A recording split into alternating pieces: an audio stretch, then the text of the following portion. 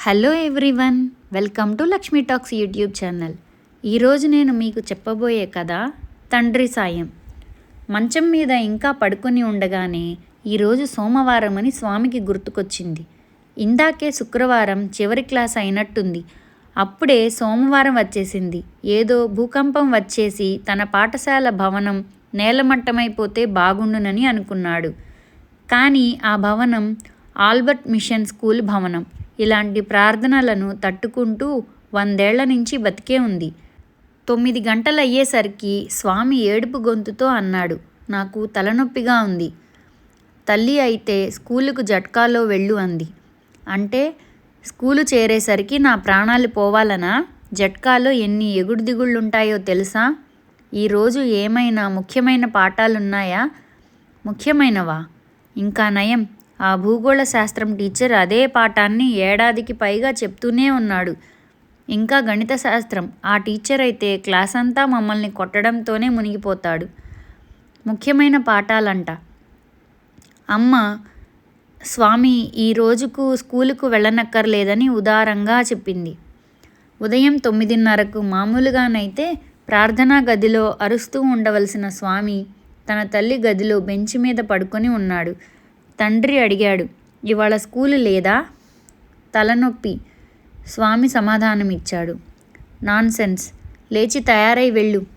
తలనొప్పి.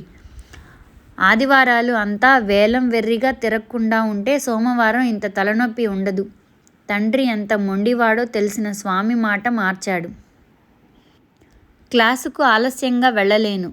నిజమే, కానీ అది నీ తప్పే కదా. ఎగ్గొడదామని అనుకుంటే ముందు నాతో ఓ మాట చెప్పాల్సింది. కానీ నేను ఆలస్యంగా వెళ్తే టీచర్ ఏమనుకుంటాడో. నీకు తలనొప్పిగా ఉంది కనుక ఆలస్యంగా వచ్చానని చెప్పు. అలా చెప్తే కొడతాడు. అవునా? సరే, అతని పేరేంటి? శామ్యూల్. పిల్లల్ని కొడతాడా? అతను చాలా క్రూరుడు. ముఖ్యంగా ఆలస్యంగా వచ్చే అబ్బాయిలతో. ఆ మధ్య ఒక అబ్బాయి ఆలస్యంగా వస్తే క్లాస్ అంతా మోకాళ్ళ మీద కూర్చోబెట్టాడు. తర్వాత 6 కొరడా దెబ్బలు కొట్టి చెవి కూడా మెలేశాడు. శామ్యూల్ క్లాసుకు ఆలస్యంగా వెళ్ళడం నాకిష్టం లేదు.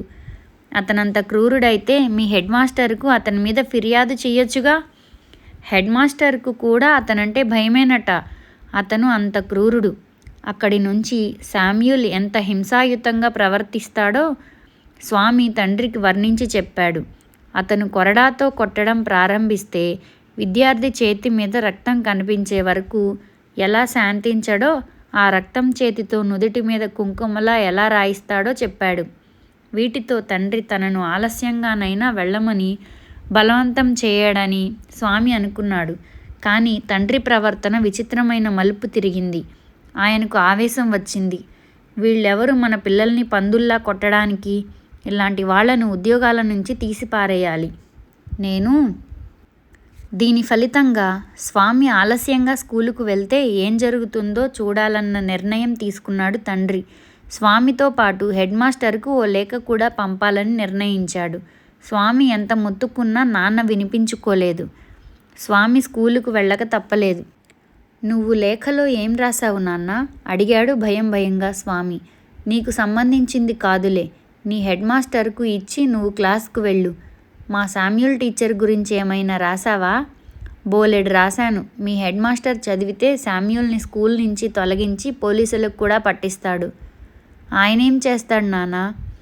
అన్నీ రాశానులే ఆ ఉత్తరంలో. దాన్ని మీ హెడ్ మాస్టర్కు ఇచ్చి నువ్వు క్లాసుకు వెళ్ళు. లేఖ అందుకుంటున్నట్టు ఆయన దగ్గర నుంచి ఉత్తరం కూడా పట్టుకురా. స్వామి అతి నీచమైన అబద్ధాల కోరుగా ఫీల్ అవుతూ స్కూలుకు వెళ్ళాడు. అతని అంతరాత్మ అతన్ని బాధించింది. శామ్యూల్ని తను సరిగ్గా వర్ణించలేదేమో అని అతనికి అనుమానం వచ్చింది. తను తండ్రికి చెప్పిన దానిలో ఎంత నిజమో ఎంత తను ఊహించుకున్నదో అతనికి అయోమయంగా ఉంది. రోడ్డు పక్కన కాసేపు నుంచున్నాడు. శామ్యూల్ గురించి ఆలోచిస్తూ, నిజానికి అతను అంత చెడ్డవాడేమీ కాదు. నిజం చెప్పాలంటే అతను తక్కిన వాళ్ళకంటే సరదాగా ఉండే టీచరే. 1-2 సార్లు స్వామి పనిచేయకపోవడం మీద జోకులు కూడా వేశాడు. ఆయనకు తనంటే వ్యక్తిగతంగా కొంచెం ఇష్టం ఉన్నట్టే అనిపించేది. కానీ ఆయన పిల్లల పట్ల క్రూరంగా ఉండడం వాస్తవమే. ఆయన చేతిలో బెత్తం, వాళ్ళ చర్మాలు వలిచేస్తుంది. దీని గురించి స్వామి ఓ క్షణం తీవ్రంగా ఆలోచించాడు. నిజానికి తనకు తెలిసి ఏ పిల్లవాడిని ఆయన చర్మం వలిచేలా కొట్టలేదు. ఎన్నో ఏళ్ల క్రిందట ఆయన ఒక మొదటి క్లాసు పిల్లవాడిని రక్తం కారేలా కొట్టినట్టు, ఆ రక్తాన్ని అతని ముఖానికి పూసుకోమని అన్నట్టు కథ ప్రచారంలో ఉంది. నిజానికి ఈ సంఘటనని ఎవ్వరూ చూడలేదు. కానీ ఏడాదికేడాది ఈ కథ అబ్బాయిల్లో విస్తృతంగా ప్రచారమైంది. స్వామికి శామ్యూల్ స్వభావాన్ని గురించి విపరీతమైన అయోమయంలో తల గిర్రున తిరుగుతున్నట్టయింది. అతను మంచివాడా చెడ్డవాడా? ఆ ఉత్తరంలో ఉన్న ఆరోపణలు నిజమా కాదా?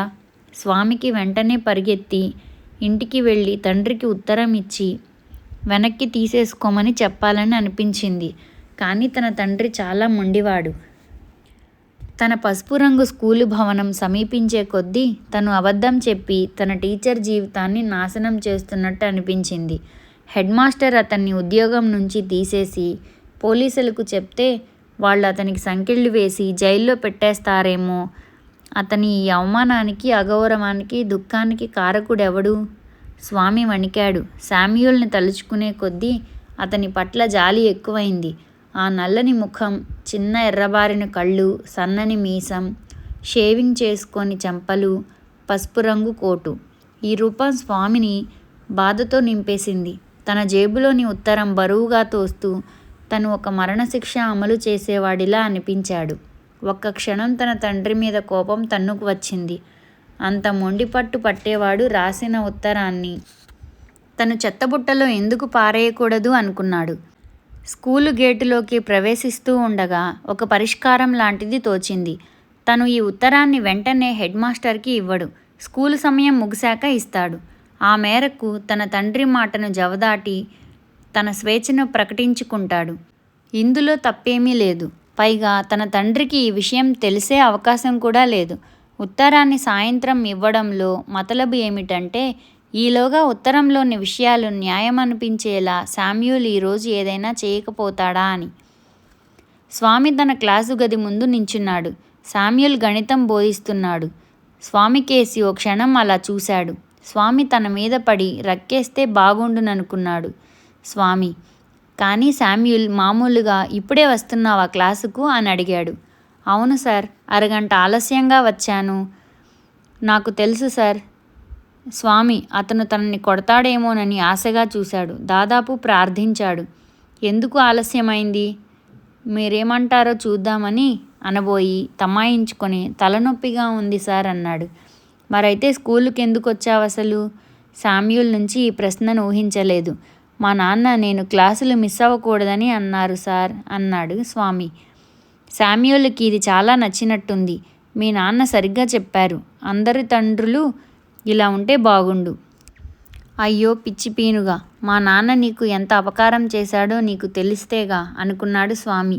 అయినా శామ్యూల్ ప్రవర్తన అతన్ని చాలా దిగ్భ్రాంతికి గురిచేసింది.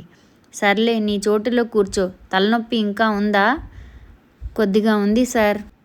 స్వామి రక్తసిక్త హృదయంతో తన స్థానానికి వెళ్ళి కూర్చున్నాడు. శామ్యూల్ వంటి మంచి మనిషిని తను ఇంతవరకు చూడలేదు. ఇప్పుడు అతను విద్యార్థుల హోంవర్క్ చూస్తున్నాడు. సాధారణంగా ఇలాంటప్పుడే హింసాకాండ మొదలవుతుంది. కనీసం స్వామికి అలా అనిపించింది. నోటు పుస్తకాలు ముఖాన వేసి కొట్టడం, పిల్లలను బూతులు తిట్టడం, బెత్తంతో కొట్టడం, బెంచీ మీద నిలబెట్టడం ఇలాంటప్పుడే జరుగుతాయి. కానీ ఈరోజు శామ్యూల్ ఎందుకో చాలా సౌమ్యంగా, సహనంగా అయిపోయినట్టు కనిపించాడు.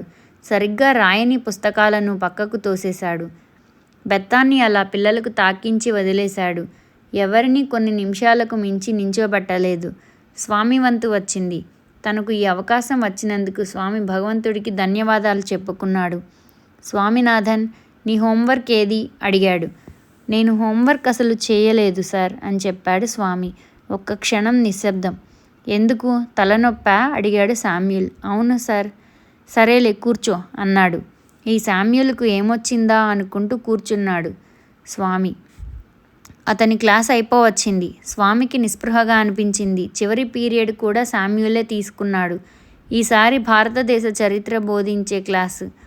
ఈ క్లాసు 3:45 ప్రారంభమై 4:30 ముగిసింది. స్వామి ఆలోచిస్తూనే ఉన్నాడు, శామ్యూల్ని ఎలా రెచ్చగొడదామా అని. కానీ అతనికి ఏ ఉపాయం తోచడం లేదు. గడియారం 4 కొట్టేసరికి స్వామిలో నిస్సహాయత ఏర్పడింది. ఇంకా అరగంటే ఉంది. శామ్యూల్ భారతదేశంలో వాస్కోడిగామా రాక గురించి చెబుతున్నాడు. అబ్బాయిలందరూ సగం నిద్రావస్థలో వింటున్నారు. స్వామి ఒక్కసారిగా గొంతు పెంచి అడిగాడు, కొలంబస్ భారతదేశానికి ఎందుకు రాలేదు సార్? దారి తప్పాడు. నేను నమ్మలేను సార్. ఇది నమ్మశక్యంగా లేదు సార్. ఎందుకు? అంత గొప్పవాడు దారి తెలుసుకోలేకపోవడమేమిటి? అబ్బా అరవకు, నాకు బాగానే వినిపిస్తోంది. నేనేం అరవడం లేదు సార్. ఇది నా మామూలు గొంతే, దేవుడిచ్చిన గొంతు అది. నేను మాత్రం ఏం చేయగలను? సర్లే, నోరు మూసుకొని కూర్చో. స్వామినాథన్ కూర్చున్నాడు. తను ఈసారి విజయవంతంగా ఆయనకు కోపం తెప్పించానని సంతృప్తితో. శామ్యూల్ అతని కేసి వింతగా అయోమయంగా చూసి తిరిగి పాఠం మొదలుపెట్టాడు. మరో అవకాశం వచ్చింది. మొదటి బెంచి మీద కూర్చున్న శంకర్ లేచి నించొని అడిగాడు, సార్, భారతదేశానికి వచ్చిన మొదటి విదేశీయుడు వాస్కోడిగామాయేనా అండి? ఆయన సమాధానం ఇచ్చేలోగా స్వామి వెనక బెంచి నుంచి అరిచాడు, అలాగనే అందరూ అంటారు. టీచర్తో సహా అబ్బాయిలందరూ వెనక్కి తిరిగి స్వామి కేసి చూశారు. ఈరోజు స్వామి దుందుడుకు ప్రవర్తనకు టీచర్ ఆశ్చర్యపోయాడు. స్వామినాథన్, నువ్వు మళ్ళీ అరుస్తున్నావు. నేనేం అరవడం లేదు సార్. ఇది నాకు దేవుడిచ్చిన గొంతు. దానికి నేనేం చేయగలను? స్కూలు గడియారం 15 నిమిషాలు సూచిస్తూ కొట్టింది. ఇంకో 15 నిమిషాలున్నాయి. ఈ సమయంలో తను ఏదైనా ఘోరాతి ఘోరం చేయక తప్పదు. శామ్యూల్ తన కేసి కోపంగా చూశాడు, కసిరాడు. కానీ అది సరిపోదు. తను ఇంకాస్త ప్రయత్నిస్తే శామ్యూల్ ఉద్యోగం కోల్పోవడానికి, జైలుకు వెళ్ళడానికి అర్హత సంపాదించుకోవచ్చు. శామ్యూల్ పాఠ్యపుస్తకంలోని పాఠం చివరకు వచ్చి ఆగాడు. మిగిలిన సమయంలో విద్యార్థులను ప్రశ్నలు అడగాలనుకున్నాడు. అందరినీ పుస్తకాలు మూసేయమని ఆజ్ఞాపించాడు. తర్వాత రెండో వరుసలో ఉన్న అబ్బాయిని, వాస్కోడిగామా భారతదేశానికి వచ్చిన తేదీ ఏమిటి అని అడిగాడు. స్వామినాథన్ చేతులెత్తి కీచుగా అన్నాడు, 1648 డిసెంబర్ 20. నువ్వు అరవక్కర్లేదు టీచర్ అన్నాడు. తలనొప్పితో నీకు మతి చెడిందా ఏమిటి? నాకు అసలు ఇప్పుడు తలనొప్పే లేదు సార్ అన్నాడు. కూర్చో మూర్ఖుడా. తనని మూర్ఖుడని పిలిచినందుకు స్వామి చాలా ఆనందించాడు. ఇంకోసారి లేచావంటే బడిత పూజ చేస్తానన్నాడు ఉపాధ్యాయుడు. ఈ వాగ్దానంతో ఆనందిస్తూ కూర్చున్నాడు స్వామి. అప్పుడు శామ్యూల్ అన్నాడు, నేను మీకు మొఘల్ పాలన గురించి కొన్ని ప్రశ్నలు వేస్తాను.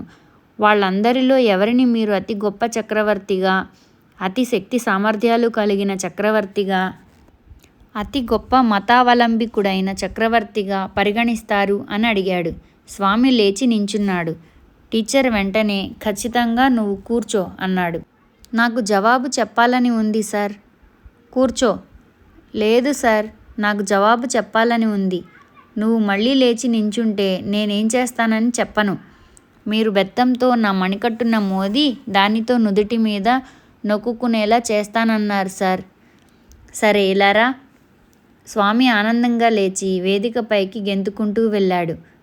ఉపాధ్యాయుడు బెత్తం తీసి గట్టిగా అరిచాడు, చేయి చాపు. దెయ్యం అంటూ 3 దెబ్బలు బెత్తంతో అతని అరచేతి మీద వేశాడు. స్వామి ఏమాత్రం తొట్రుపడకుండా దెబ్బలు తిన్నాడు. అరడజను అయ్యాక ఉపాధ్యాయుడు, ఇవి చాలా, ఇంకా కావాలా అన్నాడు. స్వామి మళ్ళీ చేయి చాపాడు. మరో 2 దెబ్బలు పడ్డాయి. ఈలోగా బెల్లు మోగింది. స్వామి తేలికైన హృదయంతో దిగి వచ్చాడు. చేతులు దెబ్బల వల్ల నొప్పి వేసినప్పటికీ తన పుస్తకాలు తీసుకొని, జేబులోని ఉత్తరం తీసుకొని పరిగెత్తి హెడ్ మాస్టర్ గదికి వెళ్ళాడు. గది తాళం వేసి ఉంది. అక్కడున్న ప్యూన్ను అడిగాడు, హెడ్ మాస్టర్ ఎక్కడా? నీకు ఆయనతో ఏం పని?